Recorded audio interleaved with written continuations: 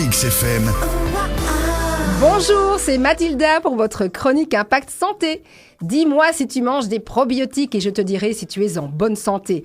Oui, parce que les probiotiques, qui veut d'ailleurs dire favorables à la vie, diminuent les troubles gastro-intestinaux, reconstituent la flore intestinale si vous avez pris des antibiotiques, améliorent la digestion et l'assimilation du lactose, luttent contre les infections des voies urinaires et génitales, limitent durant la grossesse les risques de phénomènes allergiques chez les futurs bébés, renforcent le système immunitaire, freinent les bactéries néfastes, réduisent les douleurs abdominales, les flatulences, les ballonnements et régularisent le transit.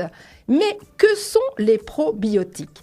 Lactobacillus casei, Lactococcus lactis, ces noms barbares ne vous parlent sans doute pas et c'est pourtant des bonnes bactéries vivantes que l'on retrouve dans nos intestins. Et peut-être ne le savez-vous pas, mais pour maintenir notre flore intestinale en équilibre, un apport quotidien en probiotiques sera nécessaire tout au long de notre vie. Alors, où les trouve-t-on ? Sous forme de cachets, en vente libre en pharmacie bien entendu, mais aussi dans les aliments.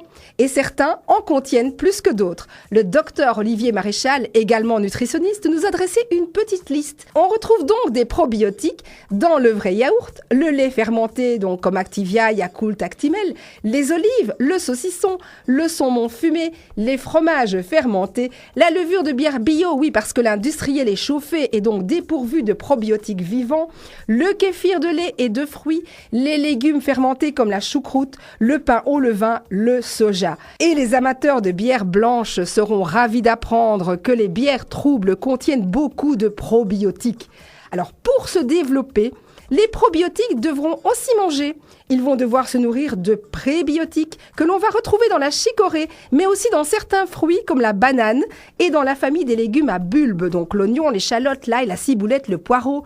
Mais on va aussi en retrouver dans le pissenlit, le dahlia, l'artichaut et la tomate. Alors c'est important de penser à manger des pré- et probiotiques ou de prendre un petit supplément parce que, comme déjà dit, une bonne flore intestinale est gage d'un bon système immunitaire. En tout cas, toutes nos flores, vaginales y comprises, en ont besoin pour avoir la pêche. À la semaine prochaine et d'ici là, soyez pros en la matière.